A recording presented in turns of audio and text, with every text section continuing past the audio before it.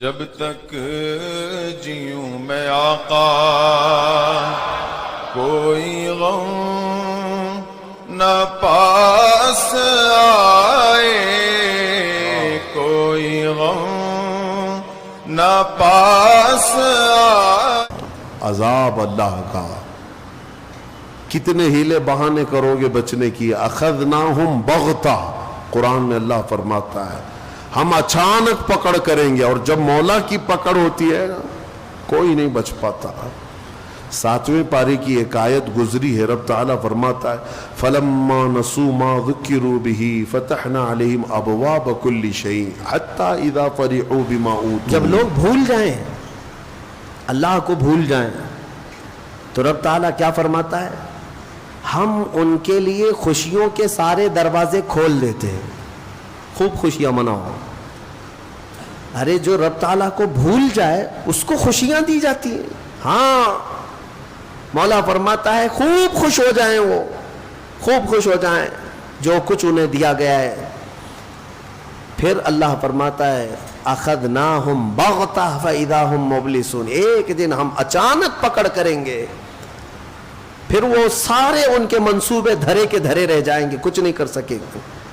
تو بہت زیادہ عیاشی کرنے والے اگر یہ سمجھتے ہیں کہ ہم صحیح چل رہے ہیں، دیکھو نماز نہیں پڑھتے پھر بھی ہمارے پاس مال ہی مال ہے، ہم روزہ نہیں رکھتے پھر بھی ہمارے پاس جائیداد ہی جائیداد ہے، تم خام خیالی میں ہو، اللہ نے تمہیں ڈھیل دی ہے۔ جب بندہ رب تعالیٰ کو بھول جائے تو اللہ پوری دنیا کھول دیتا ہے اس کے لیے، خوشیاں منا لے، کیونکہ اب آخرت میں اس کا حصہ نہیں ہے۔ جو کچھ موج کرنا ہے، مستی کرنا ہے کر لے، پھر اللہ تعالیٰ کی پکڑ آئے گی۔ تو عذاب جو ہے رب تبارک و تعالیٰ کا یہ بہت سخت ہے، جو اس میں گرفتار ہوا اسے کوئی نہیں بچاتا، اسے کوئی نہیں بچاتا۔ ایک بات یہ بھی میں بتا دوں کہ اللہ تبارک و تعالیٰ کے یہ عذابات جو آتے رہے، کئی مختلف قسم کے عذابات ہیں۔ ابھی یہ 5 تو میں نے بتایا، ایک طوفان آیا، پھر اس کے بعد ٹڈیوں کا عذاب آیا، پھر جوؤں کا عذاب آیا، پھر مینڈکوں کا عذاب آیا، پھر اس کے بعد خون کا عذاب آیا۔ یہ ایک ہی قوم پر الگ الگ قسم کے عذاب آتا ہے۔ باقی دوسری قوموں پر جو عذاب آتا ہے، شعیب علیہ السلام کی قوم وہ ناپ تول میں کمی کرتے تھے۔ ہاں، کرانے کی دکان والے اچھی طرح سے سمجھ لیں، یا پھر کوئی بھی جس کے ہاں ناپ تول کرنا ہے ہوتا ہے، تم اگر کانٹے میں گڑبڑ کرتے ہو، ہاں ہو سکتا ہے گورنمنٹ کو دھوکہ دے دیں، گراہک کو دھوکہ دے دیں، اللہ کو نہیں۔ اور اللہ کو یہ سخت ناپسند چیز ہے، ناپ تول میں کمی کرنا اللہ کو سب سے زیادہ ناپسند ہے۔ ناپ تول کا مطلب صرف اور صرف یہ وزن کرنے والے گیہوں چاول شکر ہی نہیں، دودھ بھی آیا اسی میں، تیل بھی آیا اسی میں، ناپنے والی چیز بھی، تولنے والی چیز بھی۔ اور شعیب علیہ السلام کی قوم اس بلا میں گرفتار تھی، ہزار انہیں سمجھایا گیا لیکن وہ باز نہیں آتے تھے۔ تو جانتے ہیں ان کو گھمنڈ کس بات کا تھا؟ وہ قوم حضرت شعیب علیہ السلام کے ڈرانے پر بھی یہ کہتی تھی کہ ہمیں کچھ ہوتا نہیں ہے، ہمیں کچھ نہیں ہوگا۔ اور انہوں نے جانتے پہاڑوں کو تراش تراش کر کے گھر بنا لیے تھے، پتھر کے پہاڑوں کو، اور اس کے اندر رہتے تھے۔ نہ بجلیاں اس پر اثر کرتی ہیں پہاڑ کے پتھروں پر، نہ طوفان کچھ کر پاتا، کچھ نہیں ہوتا۔ آج بھی وہ پہاڑ موجود ہیں۔ حضرت صالح علیہ السلام کی قوم کی خصوصیت قرآن میں یہ فرمائی گئی ہے کہ وہ لوگ پہاڑوں کو تراش تراش کر کے گھر بناتے تھے، ڈیزائن ایک سے ایک پہاڑ ایک خاندان کا، فری میں ملتے تھے پہاڑ۔ تو آج تک اگر وہ پہاڑ تراشے ہوئے موجود ہیں تو اس زمانے میں کتنے مضبوط رہے ہوں گے۔ تو انہیں اس بات کا گھمنڈ تھا کہ ہم سب سے مضبوط گھروں میں ہیں، کیا کر لو گے ہمارا؟ اللہ کے نبی ڈراتے تھے۔ اچھا، اس قوم کو یہ معلوم تھا کہ نوح علیہ السلام کی قوم پر جو عذاب آیا تھا وہ سیلاب آیا تھا، پانی آیا تھا۔ اگر ویسا عذاب آئے تب بھی ہمارا کچھ نہیں ہوگا، ہم پہاڑوں میں رہتے ہیں۔ اور دوسرے حضرت لوط علیہ السلام کی قوم پر عذاب آیا تھا، پتھروں کی بارش کی گئی تھی، نوکیلے پتھر برسائے گئے تھے۔ تو یہ شعیب علیہ السلام کی قوم یہ سمجھتی تھی کہ اگر وہ عذاب بھی آیا تب بھی ہمارا کچھ نہیں ہوگا، نوکیلے پتھر 1000 برسیں پہاڑوں پر کچھ نہیں ہوگا، وہ پہاڑ ٹوٹنے والے نہیں ہیں، ان کو اس بات کا بھی گھمنڈ تھا۔ اچھا، اور ایک چیز، پچھلی قوم پر ایک عذاب اور بھی آیا تھا، ہوا کا عذاب، کہ ہوا اتنی تیز چلتی کہ چھتیں اکھاڑ لے جاتی تھی، گھر کے گھر اجڑ جاتے تھے۔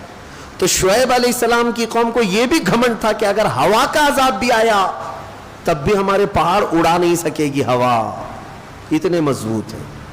سوچو، اس قوم کو یہ غرور تھا کہ سیلاب آئے تب بھی ہم بچیں گے، پتھروں کی بارش ہو جائے تب بھی ہم بچیں گے، اور ہواؤں کا عذاب آئے تب بھی ہم بچیں گے۔ لیکن مولا تعالیٰ نے ان کے غرور کو توڑنے کے لیے کیا عذاب بھیجا؟ قرآن میں رب تعالیٰ نے فرمایا ہے، صرف اور صرف ایک فرشتے کو اللہ نے اتارا، ایک فرشتہ اترا، جبرائیل علیہ السلام آئے، اور انہوں نے صرف اور صرف زمین پر کھڑے ہو کر کے اپنی آواز بلند کی، چیخ ماری، فرشتے کی آواز، وہ چیخ ایسی تھی، آواز ایسی تھی کہ پہاڑوں میں موجود جتنے لوگ اندر تھے ان کے کانوں میں جب وہ آواز بجنے لگی تو ان کا سر پھٹ گیا اور بھیجا نکل کر کے باہر آ گیا۔ ہاں، آپ کیا سمجھتے ہیں یہ بم جو ہوتا ہے آج، ایٹم بم جو پھٹتا ہے تو دھماکہ ہوتا ہے، اس کے اندر طاقت کس چیز کی ہوتی ہے؟ آواز کی طاقت ہوتی ہے۔ بہت تیزی سے جب کوئی چیز آواز آتی ہے تو اچھی اچھی چیزیں ہل جاتی ہیں۔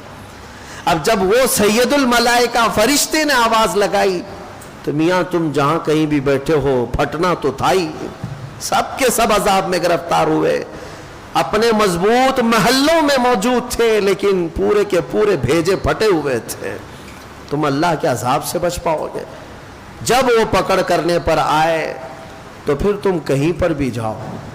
اسی لیے ایک بات مجھے یاد آتی ہے محبوب الہی نظام الدین اولیاء رحمۃ اللہ علیہ کی۔ کیا آپ سے ایک مرید نے پوچھا کہ حضور کبھی کبھی گناہ کرنے کی اجازت تو ہونی چاہیے، کبھی کبھار گناہ کرنے کی اجازت دی جائے؟ آپ نے کہا کیوں نہیں، بالکل ہونا چاہیے۔ اب تو مرید صاحب چوڑے ہو گئے، پیر صاحب کہہ رہے ہیں ہاں ہو سکتا ہے، اجازت مل سکتی ہے۔ کہا حضور بتائیے تو صحیح کب کریں؟ کہا 2 شرطیں ہیں، جب بھی گناہ کرنا ہو 2 شرطیں ہیں میری طرف سے، یاد رکھ لینا۔ کہا بتائیے جلدی۔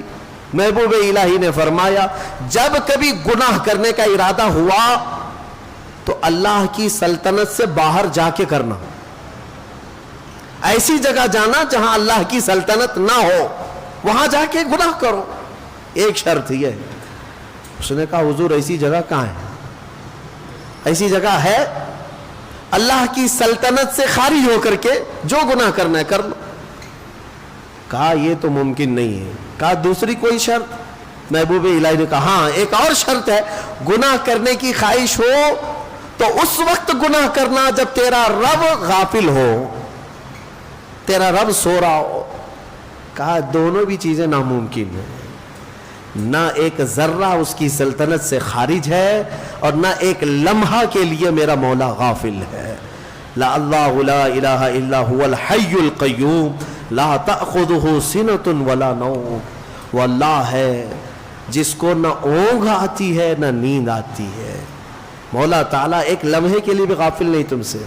تب پھر اس نے کہا کہ حضور یہ دونوں ناممکن ہے، تو محبوب الہی نے فرمایا تو پھر شرم آنی چاہیے کہ اسی کی سلطنت میں، اسی کی زمین پر، اسی کا کھا کر اسی کے سامنے گناہ کرے، اس سے بڑی بے باکی کیا ہو سکتی ہے؟ اس سے بڑی بے باکی کیا ہے؟ پھر بھی وہ مولا رحیم ہے کہ تمہارے عیبوں کو چھپاتا ہی رہتا ہے، جلدی پکڑ نہیں کرتا، فوراً عذاب نازل نہیں کرتا۔ اب آؤ میں تمہیں پچے کی بات بتانے جا رہا ہوں، ہماری تفسیر کا لب لباب ہے، یہ خلاصہ ہے۔ عذابات تو بہت آئے، عذابوں نے ہلاک کر دیا، زمین کو اٹھا کر کے پلٹ دیا گیا ہے قوم سمود پر، قوم صدوم پر زمین اٹھائی گئی تھی۔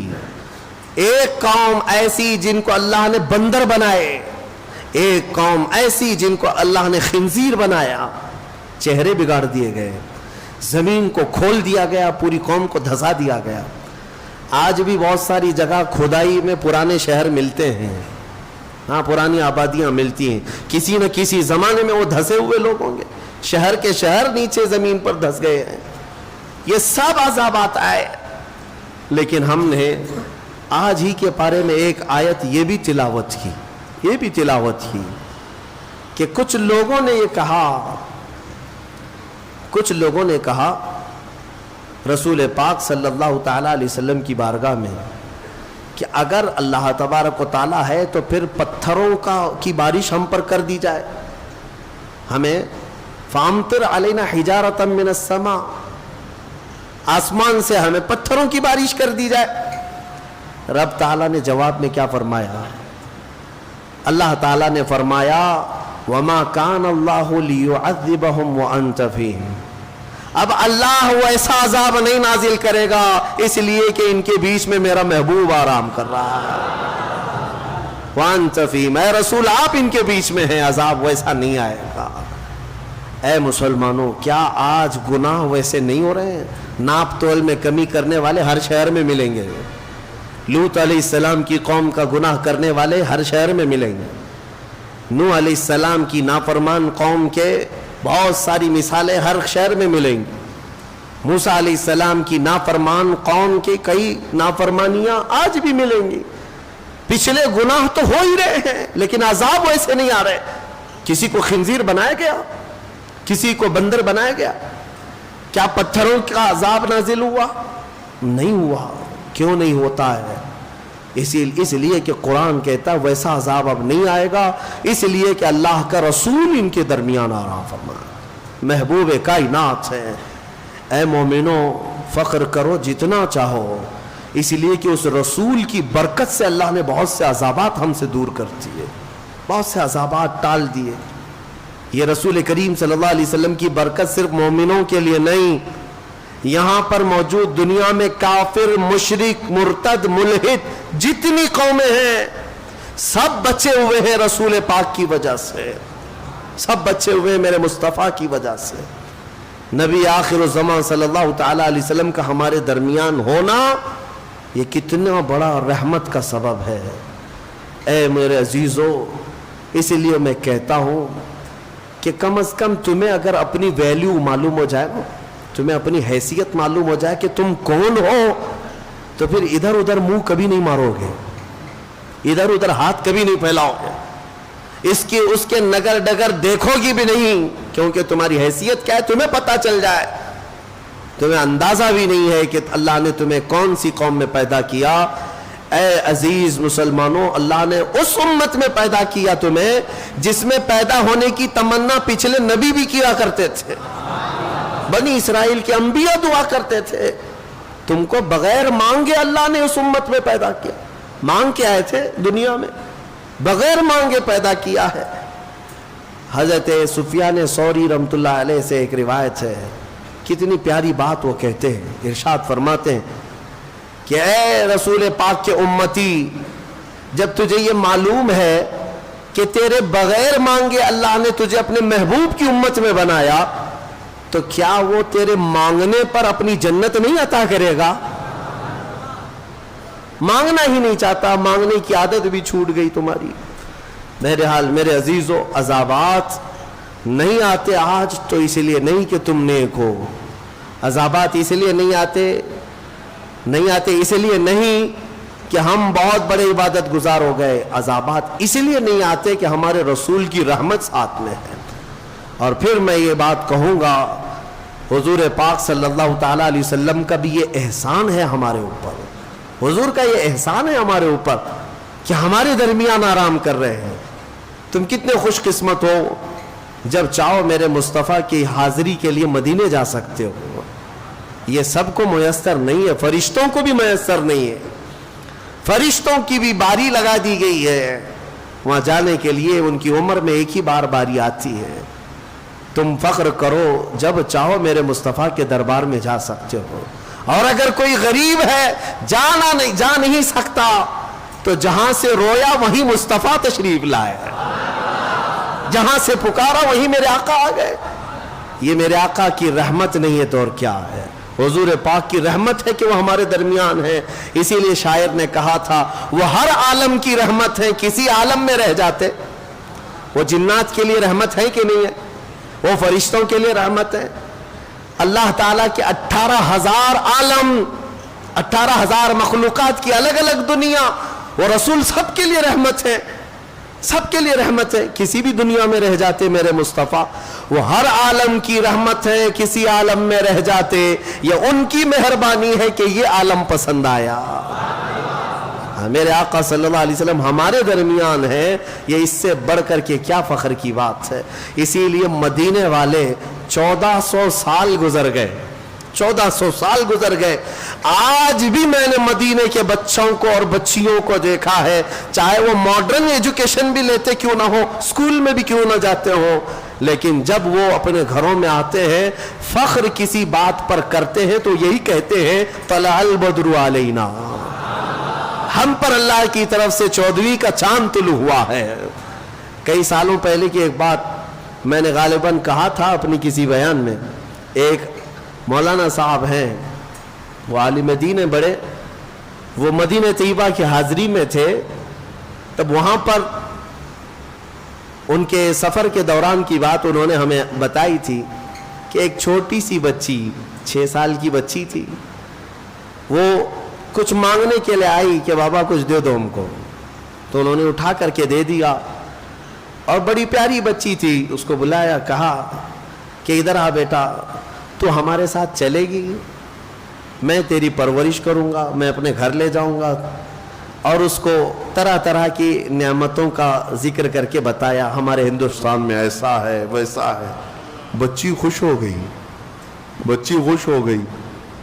کہا کہ میں چلوں گی آپ کے ساتھ, میں اپنی اماں کو بتا دیتی ہوں, میں اپنی ماں کو بتا دیتی ہوں. یہ مذاق میں چلی ہوئی بات سیریس ہو گئی. اس عالم دین نے یہ سوچا کہ بچی راضی ہے, اس کی ماں سے بات کرے, شاید ہو سکتا ہے یہ بچی مجھے مل جائے. ان کے گھر شاید اولاد نہیں تھی یا جو بھی ہے. اس کی ماں غریب تھی.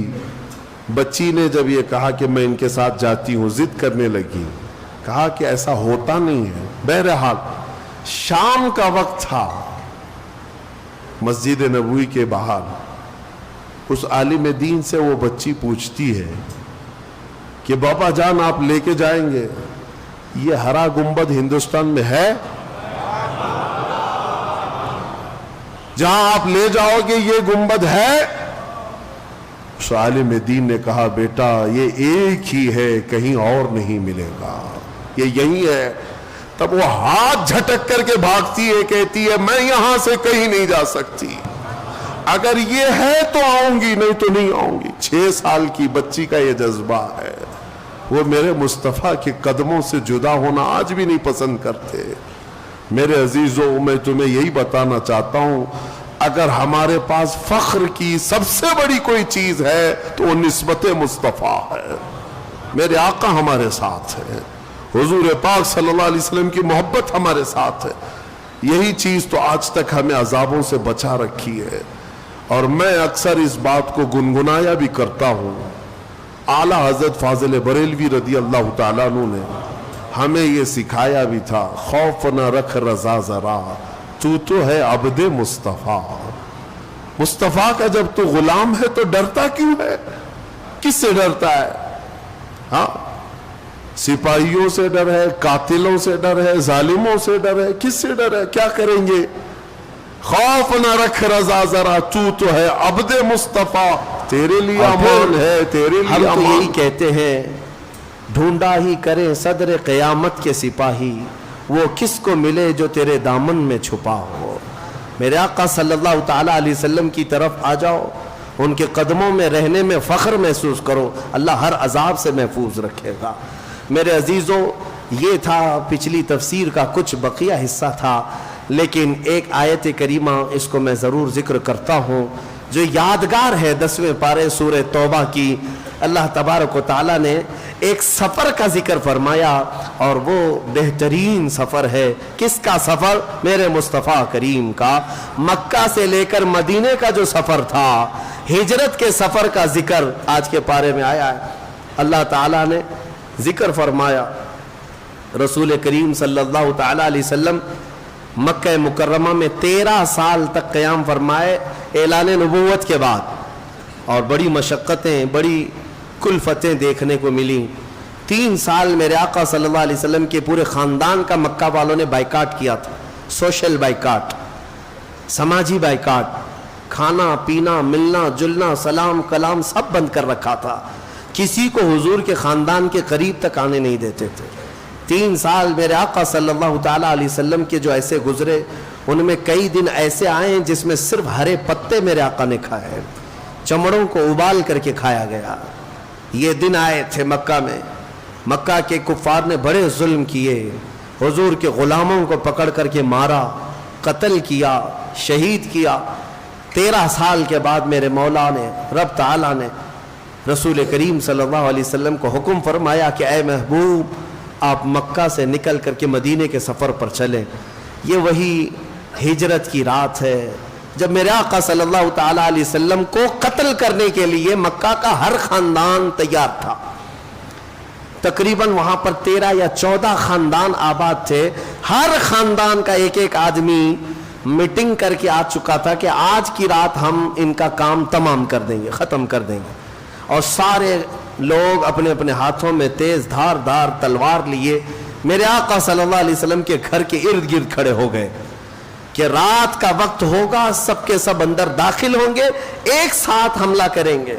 کیونکہ اس زمانے میں بدلے کی لڑائیاں بہت چلتی تھیں، تو سارے خاندان والے اس لیے آ گئے تھے کہ قریش پھر محمد صلی اللہ علیہ وسلم کے بدلے کے لیے لڑ نہ سکے کسی سے۔ سب خاندان ہیں تو کس سے لڑیں گے قریش، اس لیے سارے لوگ مل کر کے قتل کرنا چاہتے تھے۔ اور اسی رات کو مولا تعالیٰ حکم فرماتا ہے، رسول آپ یہاں سے ہجرت فرمائے۔ مولا کائنات علی مرتضیٰ شیر خدا رضی اللہ تعالیٰ عنہ میرے آقا صلی اللہ تعالیٰ علیہ وسلم کے ساتھ تھے۔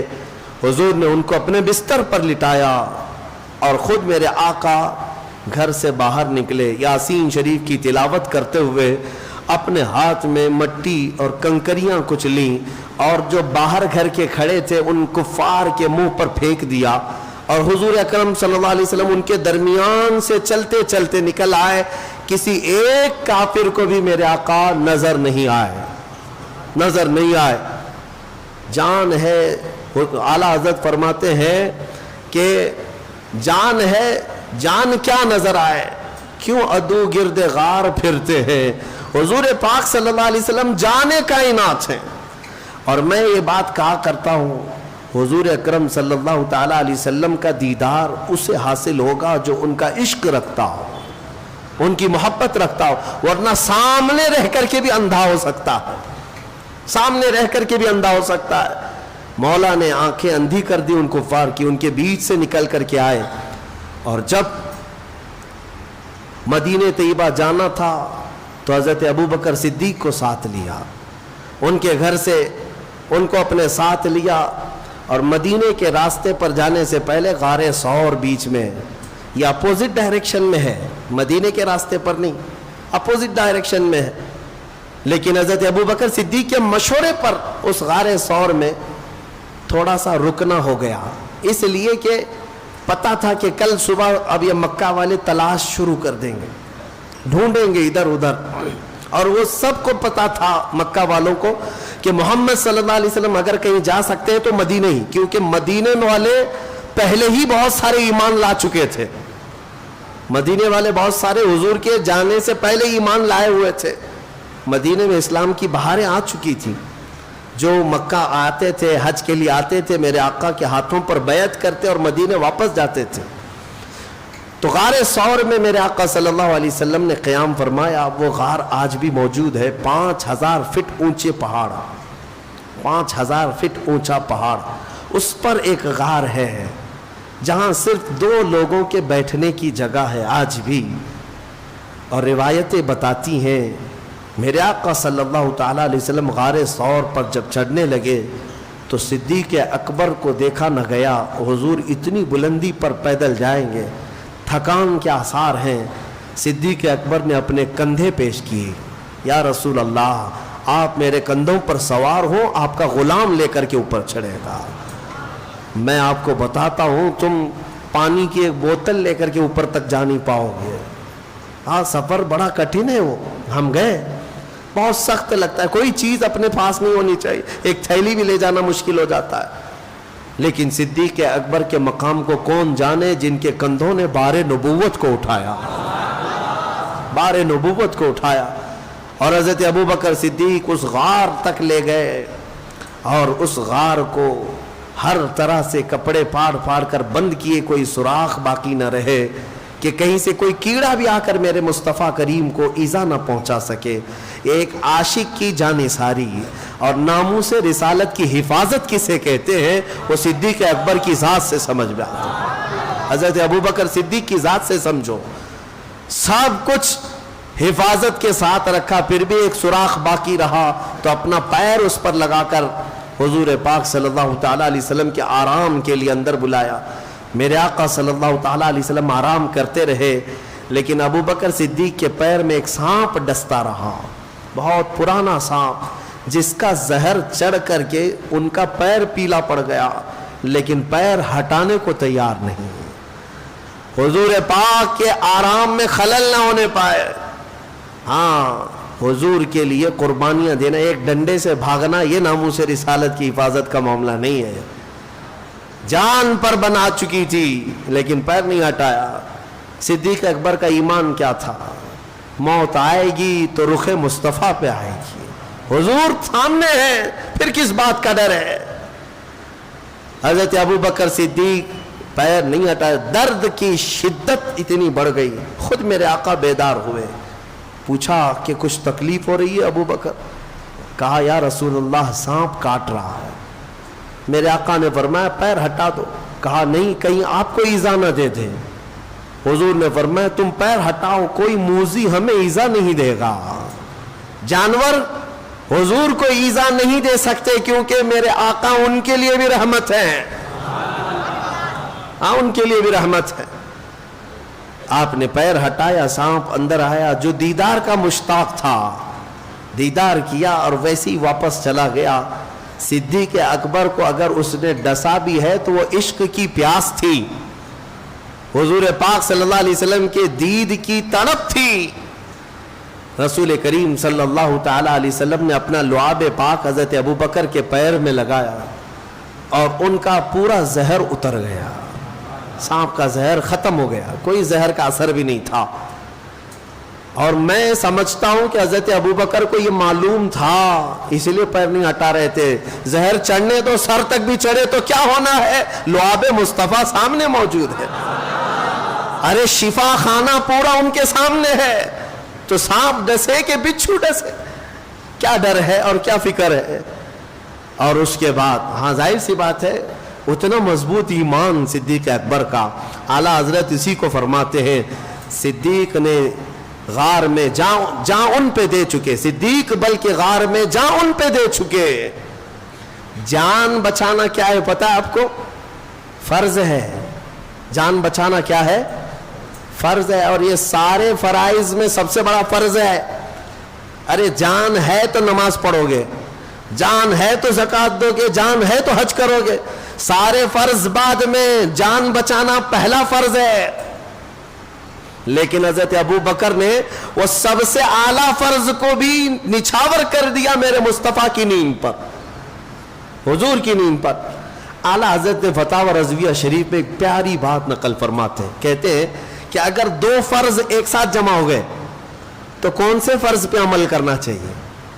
دو فرض ایک ساتھ جمع ہو جائیں تو کون سے فرض پہ عمل کرنا چاہیے؟ ایک ہی وقت میں دو فرض آ گئے، کون سے فرض پر عمل کرے؟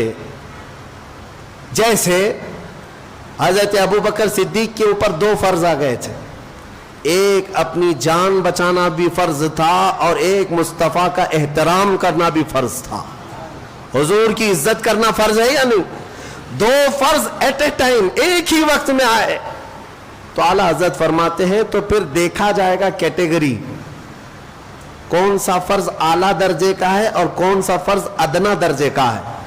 جو اعلیٰ درجے کا ہوگا اس پر عمل کیا جائے گا, ادنا درجے کا ہوگا چھوڑ دیا جائے گا. تو حضرت ابوبکر صدیق نے دونوں فرضوں کو دیکھا اور اس کے بعد فیصلہ کیا اعلیٰ درجے کا فرض تو حضور کی عزت کرنا, جان بچانا اعلیٰ درجے کا فرض نہیں. یہاں جب بات آئے تو اعلیٰ درجے کا فرض کیا ہے؟ رسول کی عزت کرنا. صدیق بلکہ غار میں جان ان پہ دے چکے, اور حفظ جان تو جان فروز غرر کی ہے. اور اسی طرح مولا علی نے واری تیری نیند پہ نماز, وہاں پر بھی 2 فرض ہو گئے تھے نا. حضرت علی کے زانو پر بھی حضور ایک دن آرام کر رہے تھے, عصر کی نماز حضرت علی نے نہیں پڑھی تھی, سورج ڈوب گیا, پتا ہے نا وہ کیا. اور سنیوں کو نہ پتا ہو تو کسے پتا ہو؟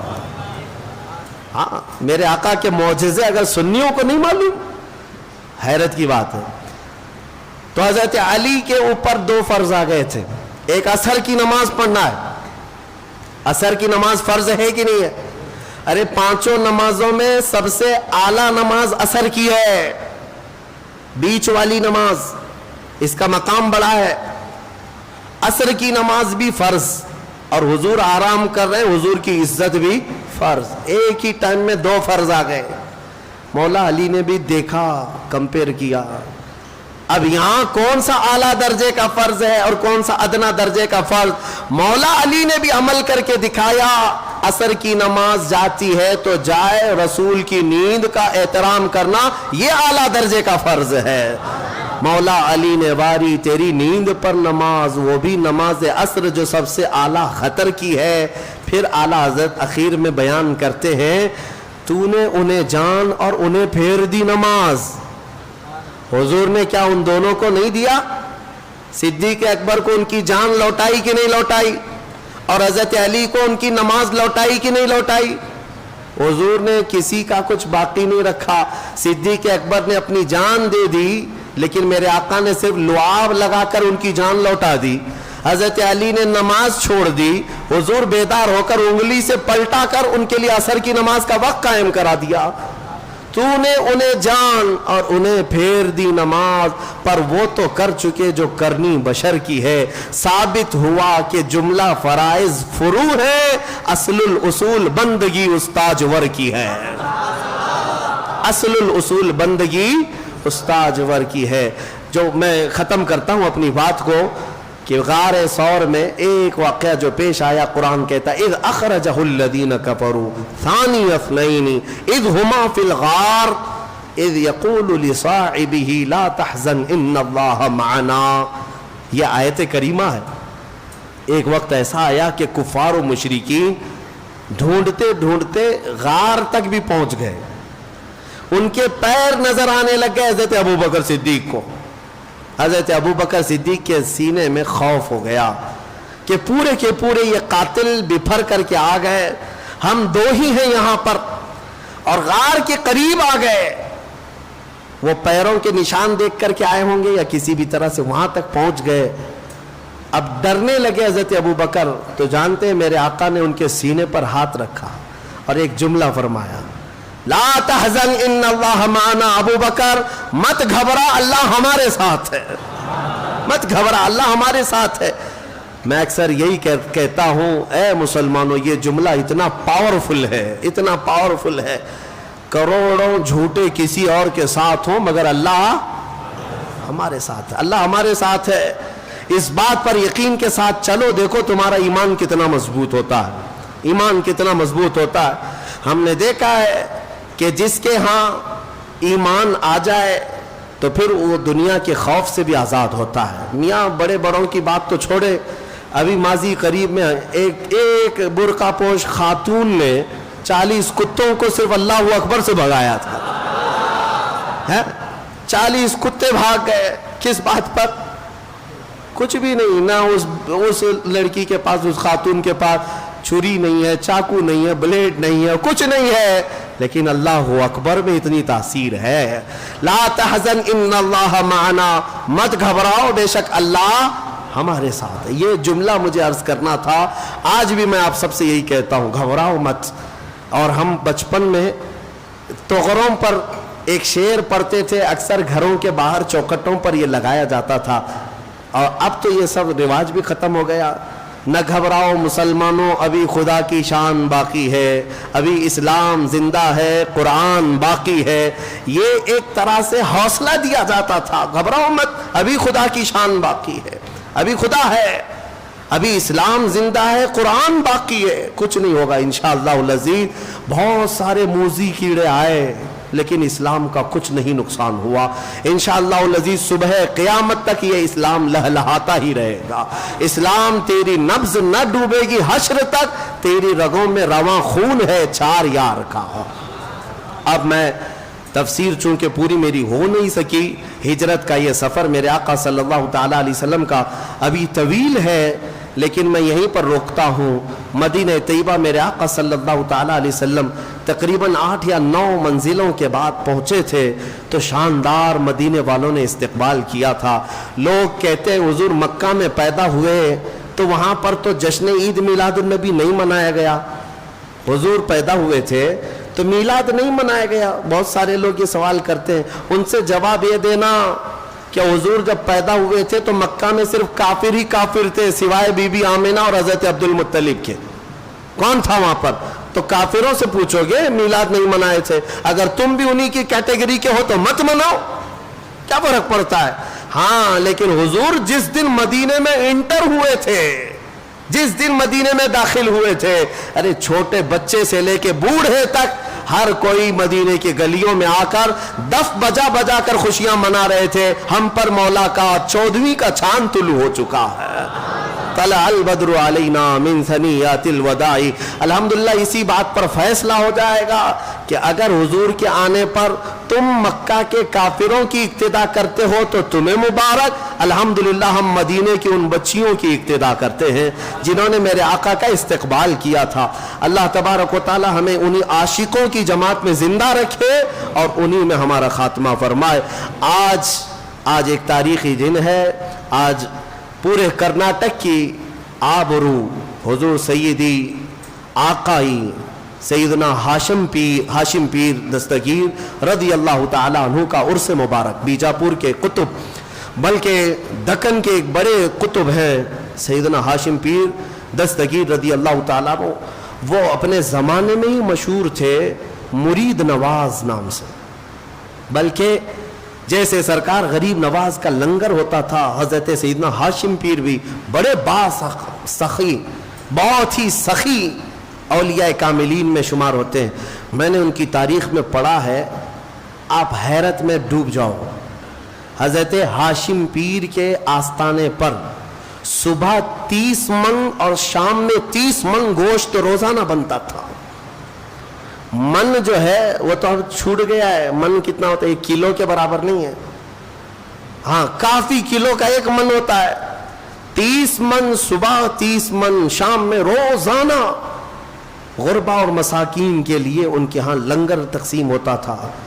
ہاشم پیر دستگیر رضی اللہ تعالیٰ عنہ کی ولادت جو ہے 980 ہجری کے آس پاس کی ہے۔ آپ 10ویں صدی ہجری کے اولیاء کاملین میں سے ہیں اور آپ کا سلسلہ نسب حسینی سادات میں سے ہیں۔ آپ سید الشہداء امام علی مقام سیدنا امام حسین رضی اللہ تعالی عنہ کی آل میں سے ہیں، اور مجدد وقت حضرت سیدنا شاہ وجیہ الدین علوی گجراتی رضی اللہ تعالیٰ عنہ شتاری، ان کے خاندان سے آپ کا تعلق ہے۔ آپ کے والد گرامی حضرت برہان الدین۔ میں صرف 1-2 باتیں عرض کر دیتا ہوں میں برکت کے لیے، اس لیے کہ ہماری یہ ہاشمی مسجد اسی ہاشم پیر کی نسبت سے ہے، تو ہاشمی مسجد میں تو ظاہر سی بات ہے ان کا ذکر کرنا ہم سب کے لیے لازم ہے۔ ویسے بھی سنیوں کے لیے کرناٹک کے بیجاپور کے اس قطب کو پڑھنا لازم ہے۔ حضرت سیدنا ہاشم پیر کی جب ولادت ہوئی نا، ولادت کے صرف 3 گھنٹے کے بعد ان کی ماں کا انتقال ہو گیا۔ آپ کی والدہ صرف 3 گھنٹے کے بعد انتقال کر گئی۔ پیدا ہوا آج بچہ سادات کے گھر کا بچہ ہے، لیکن جب دودھ پلانے کی بات آئی تو کئی عورتیں آئی، خاندان کی بھی باہر کی بھی، کسی کا دودھ آپ نے چھوا نہیں، دودھ پیتے ہی نہیں تھے، سب گھبرا گئے، کسی کا دودھ نہیں پکڑ گئے۔ پھر آخر ایک نابالغہ چھوٹی سی لڑکی وضو کے ساتھ جب وہ بچے کو لیتی ہے تو اس سے آپ دودھ پینا شروع فرماتے ہیں، اور اللہ تبارک و تعالیٰ کی قدرت کے اس کے سینے میں دودھ اللہ نے پیدا فرمایا، ورنہ یہ ممکن ہے؟ ایک کم عمر خاتون، یہاں تک کہ جب تک آپ کی ایام رضاعت رہی، جب تک آپ دودھ پیتے رہے اسی خاتون سے دودھ پیتے، اور بھول کر کے کبھی وہ لڑکی یا وہ خاتون کبھی وضو نہ کرتی تو سیدنا ہاشم پیر منہ تک نہیں لگاتے تھے، جب تک دودھ پیے ہیں۔ وہ رضائی ماں جب تک وضو میں رہتی تو دودھ پیتے تھے۔ یہ میں آج پھر سے یہی کہتا ہوں، اگر یہ ظالم مسلط کیے گئے ہیں تو یہ بھی اللہ کا ایک عذاب ہے، اللہ کا عذاب ہے۔ تمہارے سروں پر اگر نیچ قسم کے لوگوں کو مسلط کیا جائے ہے تو یہ عذاب ہے، اور عذاب ٹلنے کے لیے توبہ ضروری ہے۔ اجتماعی طور پر اگر آج بھی لوگ توبہ کی طرف آ جائیں اور سچے دل سے اپنے اخلاق اور اپنے اعمال کی اصلاح کر لیں تو مجھے امید ہی نہیں بلکہ یقین ہے کہ مولا ان ظالموں کو کیفر کردار تک پہنچائے گا، اور پھر تمہیں کھویا ہوا وقار ضرور عطا فرمائے گا۔ بزرگوں نے ہمارے فرمایا ہے کہ ہمیں واپس ملے گی ساری چیزیں، لیکن شرط یہ ہے ان کنتم مؤمنین، تم سچے ایمان والے تو ہو جاؤ، حضور پاک صلی اللہ تعالی علیہ وسلم کے قدموں کی طرف تو آ جاؤ۔ اور سبوں نے جگہ جگہ کر کے تمہیں یہ پیغامات دیے ہیں، اٹھو وگرنہ حشر نہ ہوگا پھر کبھی، دوڑو کہ زمانہ چال اپنی چل گیا۔ بہت شارٹ ٹائم تمہارے پاس ہے اے میرے عزیزوں، لمیٹڈ پیریڈ میں تمہاری زندگی ختم ہونے والی ہے۔ مجھے کبھی کبھار یہ سوچ کر کے حیرت ہوتی ہے کہ ہمارے بچوں کا مستقبل کیا ہوگا، وہ کس قدر چیلنجز سے ان کی زندگی گزرے گی پتہ نہیں ہے۔ آج علماء کی کثرت ابھی بھی موجود ہے، جبکہ آج آپ کے حالات یہ ہیں کہ کوئی ایک بھی اپنے بچے کو عالم بنانا نہیں چاہتا، حافظ نہیں بنانا چاہتا۔ ختم ہو جائیں گے، یہ ختم ہو جائیں گے، یہ محرابیں خالی ہو جائیں، اذان دینے کے لیے کوئی ملتا نہیں ہے۔ اور یہ حدیث پاک میں ملتا بھی ہے، حضور پاک صلی اللہ علیہ وسلم نے ارشاد فرمایا کہ لوگ اپنی نمازوں کی امامت کے لیے ڈھونڈا کریں گے اور کوئی نہیں ملے گا، پھر لوگ جاہلوں کو اپنا سردار بنائیں گے، وہ زمانہ آئے گا۔ ان چھوٹے بچوں کا میں سوچتا ہوں کہ یہ کیسے چیلنجز سے ان کی زندگی گزرے گی۔ آج کتے بھونک رہے ہیں اور سر چڑھ کر کے ناچ رہے ہیں، انہیں نشہ ہے، غرور ہے، گھمنڈ ہے، تخت کا، طاقت کا، حکومت کا، اور آپ دیکھ رہے ہیں یہ کے بعد دیکھ رہے یہ ظلم کی نئی نئی داستانیں لکھنا چاہتے ہیں، جو چیز کبھی سنا بھی نہیں تھا وہ اب ٹاپک شروع ہو چکے ہیں۔ مسجدوں کی تاریخ نکالی جائے گی۔ میں آپ کو آج سے کئی سال پہلے کہتا تھا، آج پھر سے میں کہتا ہوں، یاد رکھنا بات یہاں تک بھی آئے گی کہ تمہارا کلمہ طیبہ بھی انہیں گڑنے لگ جائے گا، کلمہ طیبہ بھی تمہارا لا الہ الا اللہ کہنا ان کے لیے گڑنے اور چبھنے لگ جائے گا۔ پھر وہ اس بات پر بھی آئیں گے کہ تم ہمارے خداؤں کا انکار کرتے ہو۔ ظاہر سی بات ہے، کلمہ طیبہ ہے ہی بنیادی اس بات پر ہے۔ وہ یہ ان حالات کی طرف میں صرف اس لیے بار بار تنبیہ کرتا ہوں کہ اگر آج ہم اپنے اخلاق اور اعمال کی اصلاح نہیں کریں گے تو کل کا آنے والا دن ہمارے لیے اور بھی اندھیریاں لے آئے گا اور بھی سخت ترین ہوگا۔ بہرحال سورہ یونس کے اختتام ہو چکے۔ سورہ توبہ کی آخری آیت مجھے عرض کرنی تھی جو بڑی فضیلت والی بھی ہے۔ دو آیتیں ہیں اور بڑی فضیلت والی آیتیں ہیں، جس میں اللہ تعالیٰ فرماتا ہے لَقَدْ جَاءَكُمْ رَسُولٌ مِّنْ أَنفُسِكُمْ عَزِيزٌ عَلَيْهِ مَا عَنِتُّمْ حَرِيصٌ عَلَيْكُمْ بِالْمُؤْمِنِينَ رَءُوفٌ رَحِيمٌ۔ تحقیق کہ تمہارے پاس ایک ایسا رسول آیا جسے تمہارا تکلیف میں پڑنا دیکھا نہیں جاتا، اس رسول کو برداشت نہیں ہوتا تمہارا تکلیف میں پڑنا. ایک صفت میرے رسول کی یہ بتائی، عزیز علیہ ما عنتم، رسول کو یہ گوارا ہی نہیں ہوتا کہ امت تکلیف میں ہو. حریص علیکم بالمؤمنین، اور اس رسول کی دوسری عادت یہ ہے کہ اگر سب سے زیادہ کسی بات کی وہ رسول طلب رکھتا ہے تو صرف تمہارے ایمان کی، کہ تم ایمان والے ہو جاؤ. اور پھر تیسری چیز رب تعالیٰ فرماتا ہے رؤوف الرحیم، نہایت ہی نرم دل اور رحم کرنے والا شفیق رسول تمہارے پاس آیا. یہ تین صفات لے کر کے میرے مصطفیٰ تشریف لائے. میرے عزیزوں، آج پھر سے میں نوجوانوں کو بیدار کرتا ہوں. تمہیں پتہ ہے کہ تمہارے درد پر ہاتھ رکھنے والا کون ہے؟ آج تمہارا حقیقی مسیحا کون ہے؟ کون ہے جو تمہارے کرب کو، تمہارے غم کو سمجھ سکتا ہے؟ آج دنیا میں کوئی نہیں ہے. جس کے سامنے جا کر ذکر کرو گے وہ مذاق اڑائے گا. تم اپنے غم کی داستان کسی کو سناؤ گے تو کل وہ 4 لوگوں میں کہے گا دیکھا فلاں کیسی بلا میں مبتلا ہے.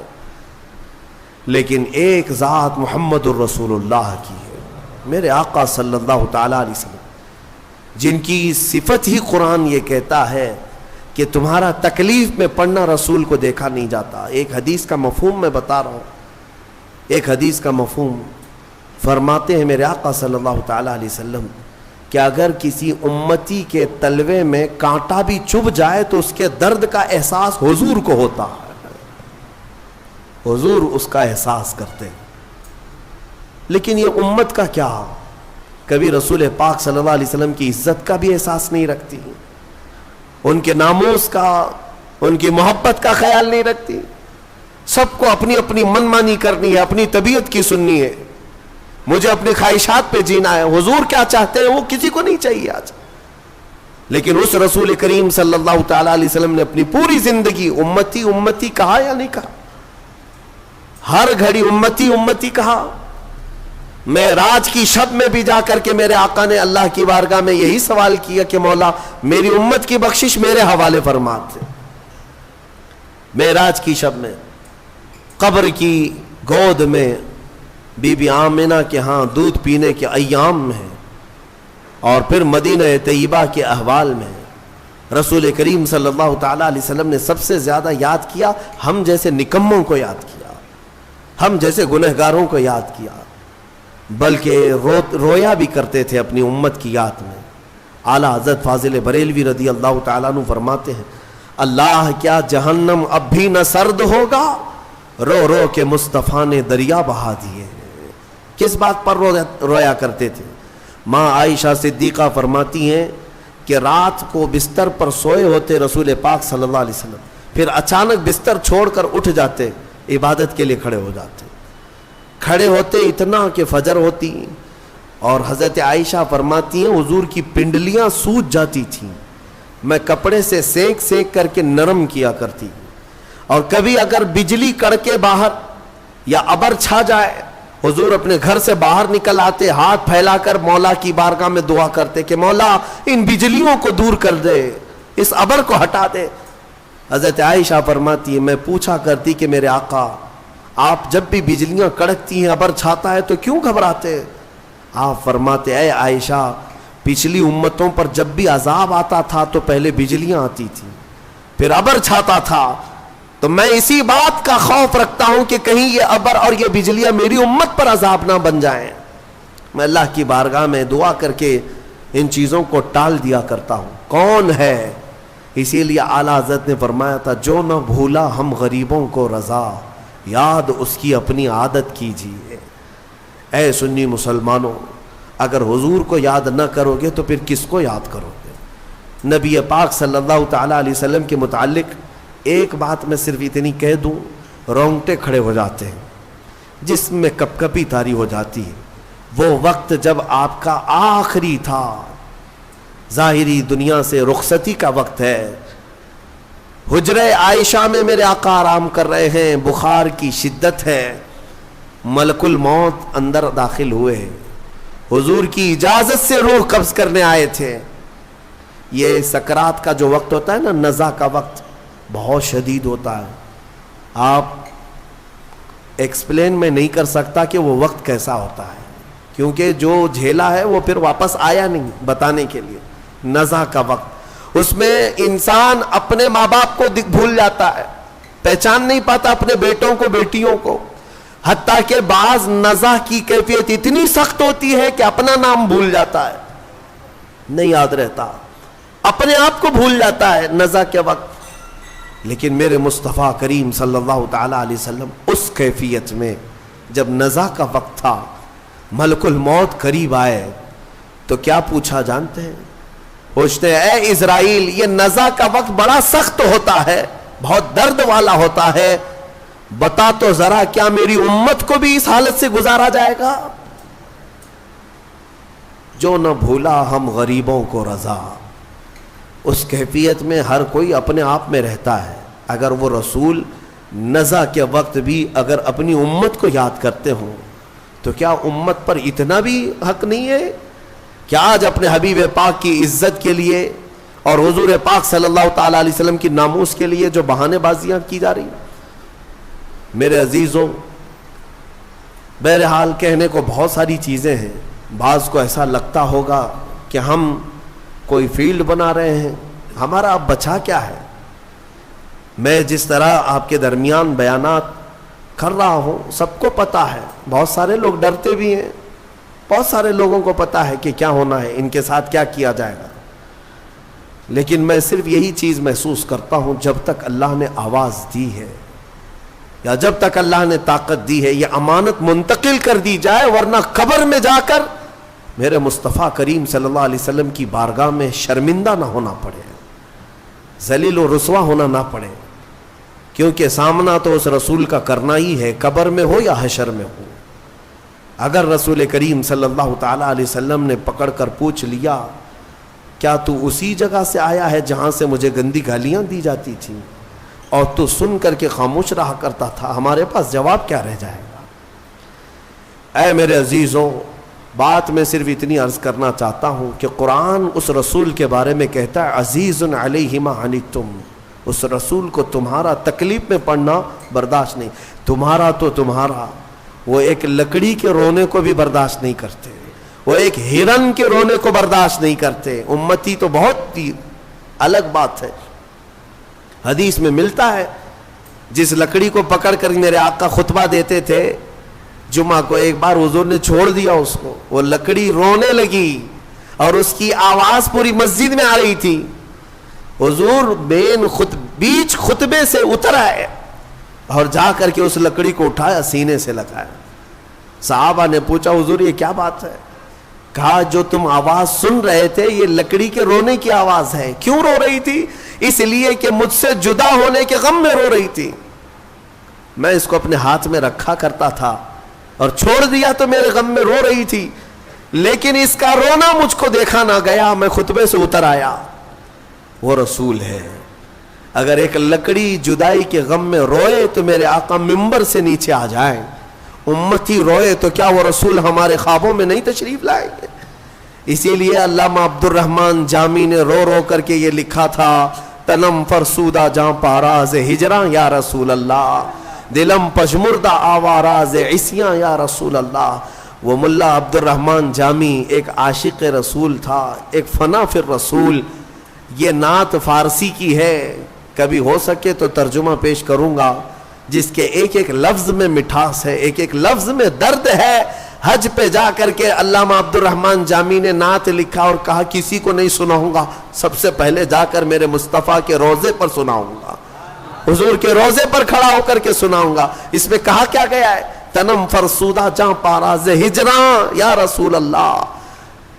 اے اللہ کے رسول، میرا جسم ٹکڑے ٹکڑے ہو رہا ہے اور میری جان پھٹ چکی ہے. کس بنیاد پر؟ آپ سے دوری اور آپ کی جدائی میں، آپ سے دوری اور آپ کی جدائی میں. گناہوں کی وجہ سے میرا دل مرجھا رہا ہے. اے اللہ کے رسول کرم فرما دیں. اور پھر کہتے ہیں علامہ عبد الرحمن جامی، چسوئے من گزر آری من مسکین ناداری، فدائے نقش نالینت کنم جاں یا رسول اللہ، اے اللہ کے نبی، کبھی مجھ جیسے مسکین اور غریب آدمی کے گھر کی طرف آپ کا گزر ہو جائے، میرے پاس کچھ ہے نہیں، کوئی دولت رکھتا نہیں، اگر ایک بار مجھ مسکین کے گھر کی طرف سے آپ کا گزر بھی ہو جائے، یا رسول اللہ یہ عبد الرحمن جامی جہاں آپ کے قدم پڑیں گے اس قدم کے نقشے پر اپنی گردن قربان کرے گا، فدائے نقش نالینت کنن جاں یا رسول اللہ، میں اپنی جان وہاں پر پیش کر دوں گا جہاں جہاں آپ کے نالے پاک کا نقش پڑے گا۔ تو یہ نعت لکھ کر کے وہ پہنچے تھے، لیکن جانتے ہیں روایات یہ بتاتی ہیں مکہ سے مدینہ جب جانے کا ان کا وقت ہوا عبد الرحمن جامی کا، میرے آقا صلی اللہ علیہ وسلم مکہ کے ایک گورنر کے خواب میں آئے، اس وقت جو شریف مکہ تھے، اور جامی کا حلیہ بتا کر کے کہا اس کو مدینے آنے مت دینا۔ دوسرے دن گورنر آئے، مدینے جانے والوں کو دیکھا تو عبد الرحمن جامی بھی جا رہے تھے، پکڑا، کہا آپ نہیں جا سکتے، سارا قافلہ چلا گیا۔ کیا گناہ ہے پتہ نہیں، اس گورنر کو بھی نہیں معلوم، لیکن روک دیا گیا۔ عبد الرحمن جامی روتے رہے۔ دوسرے دن انہوں نے سوچا یہ تو شاہی حکم ہے، درباری حکم ہے، مین راستے سے اب جانے نہیں دیا جائے گا۔ انہوں نے بہانے سے ایک اونٹ والے کو پیسے دے کر کہا تیرے اونٹ کے اوپر جو سامان لدتا ہے اس کی ایک گونی میں ایک تھیلے کے اندر مجھے سل دے اندر اور مدینے لے چل۔ مان لیا اس نے، تھیلے کے اندر اپنے آپ کو ڈال لیا، اونٹ کے سامان میں چھپ گئے، مدینے کے راستے پر نکل رہے تھے۔ مصطفیٰ کریم صلی اللہ علیہ وسلم سے کون سی چیز چھپی ہے؟ اس گورنر کے خواب میں میرے آقا تشریف لائے دوسرے دن اور کہا عبد الرحمن جامی فلاں اونٹ پر فلاں سامان میں چھپ کر مدینے آ رہا ہے، اسے روک دو۔ دوسرے دن گورنر گیا اور اسی اونٹ کی تلاشی لی، سامان میں وہ نکل آئے، کہا کہ میں نے کل آپ کو روکا تھا، آج پھر جا رہے ہو۔ آپ نے حکم عدولی کی، اس بنیاد پر آپ کو جیل میں ڈال دیا جائے گا۔ جیل میں ڈال دیا۔ گورنر کو یہ نہیں معلوم تھا کہ کس وجہ سے روکا جا رہا ہے۔ عبد الرحمن جامی جب جیل میں اندر تھے تو پھوٹ کر کے رونے لگے۔ ایک عاشق کے لیے سب سے بڑی گھڑی یہی ہے کہ اسے مدینے سے جدا کر دیا جائے، اس کی جان نکل جائے گی۔ یاد وطن ستم کیا دشت حرم سے لائی کیوں، اعلیٰ حضرت نے بھی یہی فرمایا ہے، پھر کے گلی گلی تباہ ٹھوکریں سب کی کھائی کیوں، دل کو جو عقل دے خدا تیری گلی سے جائے کیوں۔ مدینے میں اپنے گھر کی یاد آ جانا بھی اعلیٰ حضرت کہتے ہیں یہ ظلم ہے۔ مدینے میں اگر اپنا گھر یاد آ گیا یہ ظلم ہے۔ مدینے میں رہ کر کے اگر کسی کو اپنا وطن یاد آ رہا ہے تو عبد الرحمن جامی کو جیل میں رکھا گیا تو رونے لگ گئے، بے قرار ہو گئے اور پکارنے لگے میرے آقا کو، یا رسول اللہ رحم فرمائیں، کیا قصور ہے میرا۔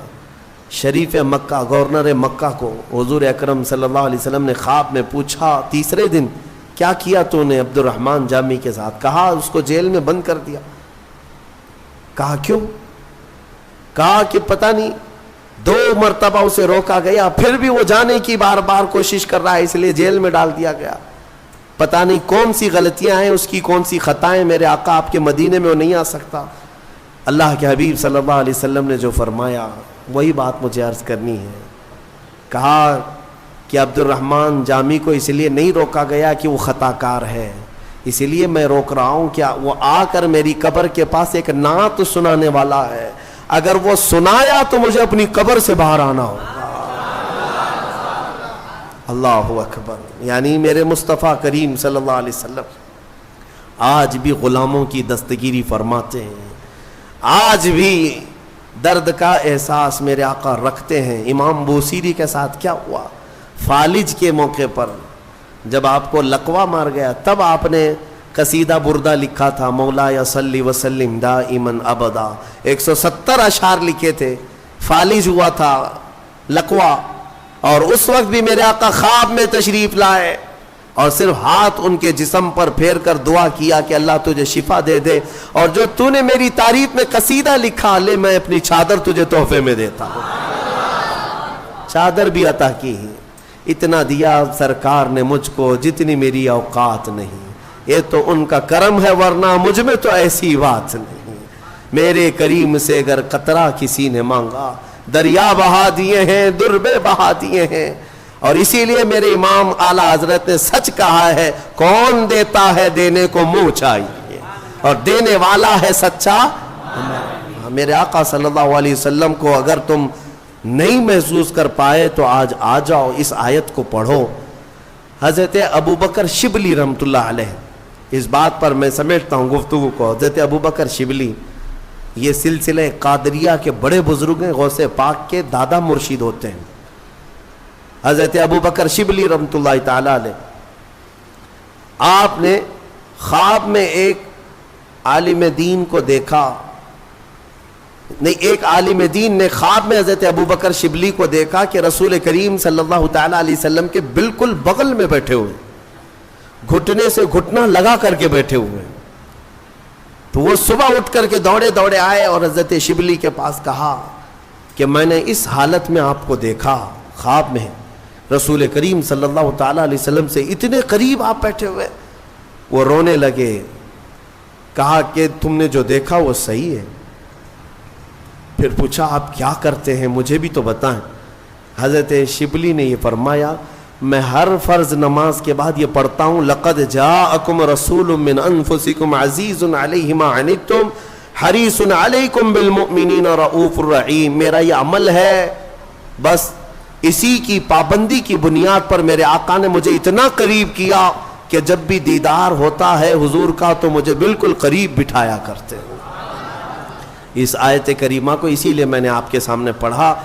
الحمدللہ ہمارا معمول ہے بہت سالوں سے، اس کے تجربات بھی ہم نے دیکھے، اس لیے آپ سب بھی اس کا ورد رکھیں، ہر نماز کے بعد اس آیت کو ضرور پڑھا کریں۔ یہ دو آیتیں سورہ توبہ کی آخر کی، اس میں میرے آقا صلی اللہ تعالیٰ علیہ وسلم کی تعریف میں مولا نے فرمایا عزیز علیہ ما عنتم، ایک کہ انہیں تمہارا تکلیف میں پڑھنا دیکھا نہیں جاتا، دوسرے یہ کہ وہ ایمان کی طلب رکھتے ہیں تمہارے، صرف اور صرف تم ایمان لے آؤ، حضور کی یہی ایک طلب ہے، یہی خواہش۔ آپ کو پتا ہے وہ مکہ کا وقت ایک مرتبہ ایسا ہوا کہ ابو جہل ظالم مردود لعین نے میرے آقا پر ہاتھ اٹھائے تھے حرم پاک میں، خانہ کعبہ کے اندر۔ حضور اکرم صلی اللہ تعالیٰ علیہ وسلم پر ہاتھ اٹھایا اور زخمی کیا۔ حضور اکرم صلی اللہ تعالیٰ علیہ وسلم کو اس نے جو یہ گستاخی کی، لوگ بیٹھ کر تماشا دیکھتے رہے، کوئی قریب نہیں آیا۔ حضور وہاں سے پھر چل پڑے، اپنے گھر آئے۔ اس وقت حضور کے چچا امیر حمزہ، وہ پہلوان تھے مکہ کے لیکن ایمان والے نہیں تھے، ان کو اپنا دوسرا دین جو مکہ والوں کا تھا وہ پسند تھا، ایمان نہیں لائے تھے۔ کافی لوگ لا چکے تھے لیکن امیر حمزہ نہیں لائے۔ تو امیر حمزہ شکار سے واپس آ رہے تھے، بیچ راستے میں کسی نے پکڑ کر کے ان سے کہا، حمزہ آج تمہارے بھتیجے محمد پر ابو جہل نے اتنا ہاتھ اٹھایا، سب کے سامنے اس نے مارا، کسی نے کچھ نہیں کہا۔ امیر حمزہ کو غیرت جاگ گئی، اپنے بھائی کا خون تو ہے، ایمان لائے ہوئے نہیں ہے، کفر میں، اس کے باوجود حضور پاک صلی اللہ تعالیٰ علیہ وسلم چونکہ سگے بھتیجے ہیں امیر حمزہ کے، غیرت جاگ گئی، حضور کے پاس آئے ہی نہیں، سیدھے حرم میں گئے۔ ابو جہل میٹنگ میں بیٹھا ہوا تھا لوگوں کے درمیان، اس کا جامہ پکڑا، کالر پکڑا، کھینچتے ہوئے صحن میں لائے اور بیچ صحن میں لا کر اس کو اتنا لاتوں سے گھوسوں سے مارا، خوب مارا، اور اس کے بعد کہا، خبردار تو سمجھتا ہے کہ محمد یتیم ہو گیا اور اس کے گھر میں کوئی نہیں، اس کے بعد اگر انگلی بھی اٹھائے گا تو توڑ ڈالوں گا۔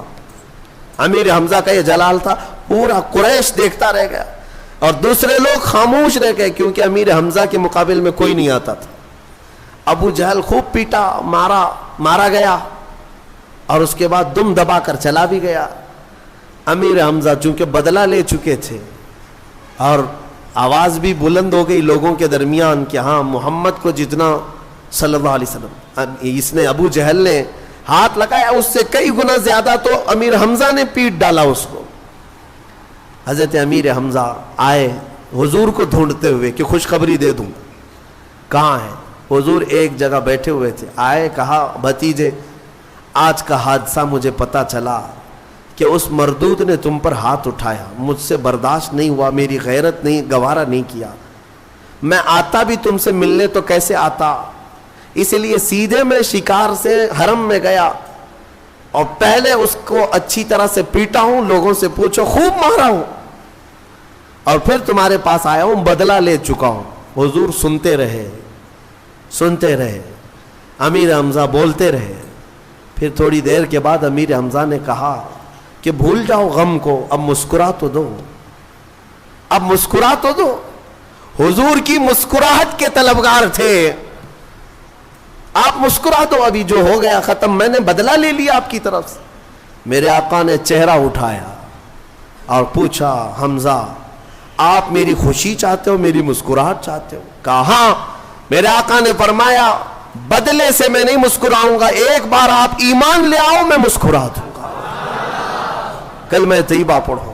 امیر حمزہ کہتے ہیں دنیا کا کوئی انسان ایسا نہیں ہوگا کہ وہ اپنے دشمن سے بدلہ لے لینے کے بعد خوش نہ ہوتا ہو، صرف میں نے محمد کو دیکھا، وہ جیتے ہیں تو بدلہ لینے کے لیے نہیں بلکہ لوگوں کے ایمان کی طلب میں جیتے ہیں۔ وہی قرآن کہتا ہے حریص علیکم بالمؤمنین، وہ رسول تمہارے پاس آیا ہے جسے صرف تمہارے ایمان کی طلب ہے، تمہارے ایمان کی طلب۔ اور رؤوف الرحیم، نہایت ہی نرم اور نہایت ہی شفقت کرنے والا۔ اسی لیے اعلیٰ حضرت کے کبھی اشعار پڑھو تو سمجھ میں آئے گا، وہ اتنا رحم کرنے والے رسول ہیں، اتنا رحم۔